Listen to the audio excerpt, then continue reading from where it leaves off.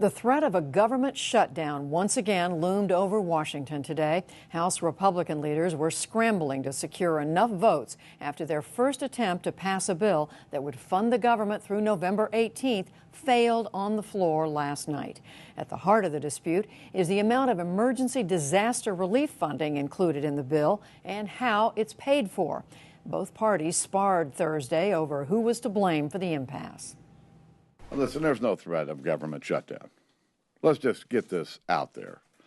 This continuing resolution was designed to be a bipartisan bill, and we had every reason to believe that our counterparts across the aisle were supportive.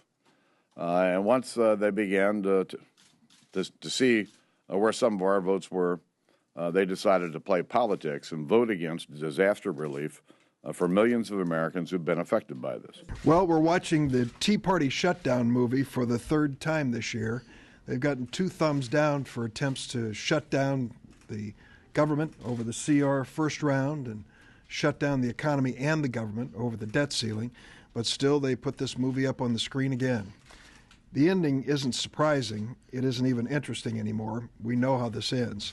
Ultimately, they'll realize that the American people are fed up with this strategy of shutting down our government and threatening to do it time and again. For more on this still developing story, we're joined by Naftali Ben-David, congressional correspondent for the Wall Street Journal. Naftali, good to have you back with us. Thanks for having me. So another impasse in the Congress, another possible government shutdown. Say it ain't so. What are the real prospects? Well, the truth is that I think both parties are very well aware that voters were absolutely disgusted by the last time this happened, by the threat of default and by the threat of government shutdown before that. And you saw Speaker Boehner be very careful to distance himself from any possibility of a government shutdown. And I think both parties know that that would be very poorly received by voters. Of course, it's always possible if they can't by October 1st figure out how to resolve their differences over the spending bill, we could see the threat of a shutdown. But my sense is that both of them understand how unpopular that would be, and that's going to make them work very hard to avoid it. So, Naftali, explain for us the basics of what this fight is all about. Well, what the debate comes down to is disaster aid relief. There's been, of course, hurricanes, earthquakes, tornadoes, wildfires, all kinds of stuff, and that makes all kinds of victims that need federal aid. And so the Senate has put forward a bill that would provide $7 billion in that aid. That's a Democratic proposal. The House is proposing $3.6 billion. But a catch there is that they want to offset some of that with a big cut elsewhere in the federal government, in the federal budget. And so that's really what the fight has come down to, is over how to handle disaster relief.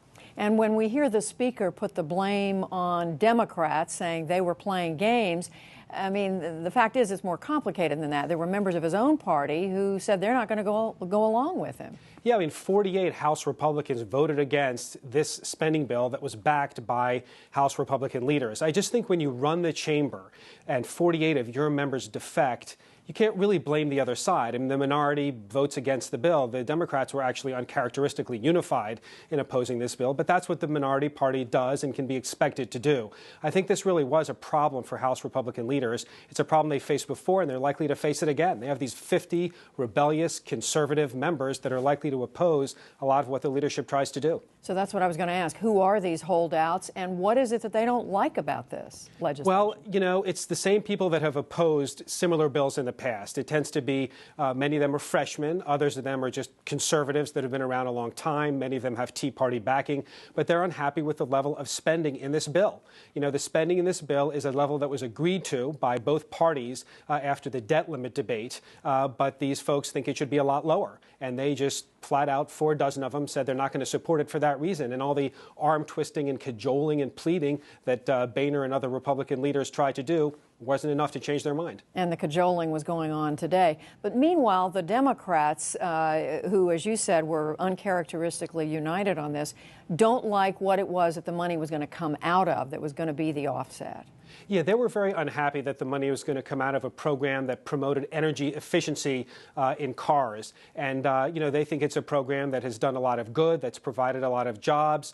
But there's another issue here, too, which is it's no accident that Democrats are planting their flag in in the terrain of disaster relief. This is one area that a lot of people, even people who think the government should be spending a lot less, they favor the government spending money to help suffering Americans in need. And it's a way for Democrats to kind of underline that the government can do good things, that sometimes federal spending serves a good purpose. And so they picked a fairly popular area, and they figured this was a good political fight for them to have. Because traditionally, disaster relief has been almost a given. When it's come up before Congress. Absolutely, and it hasn't been offset by cuts elsewhere. It's just one of those areas where military spending is sort of like this as well, but perhaps not even as much. There's just something about seeing Americans struck by a tornado or by a hurricane or by wildfires that makes other people want to help them and feel like this is a legitimate role for the government. So usually these things are funded by emergency spending measures. They're usually not offset elsewhere. And again, the Democrats felt like if they were going to make a case for spending,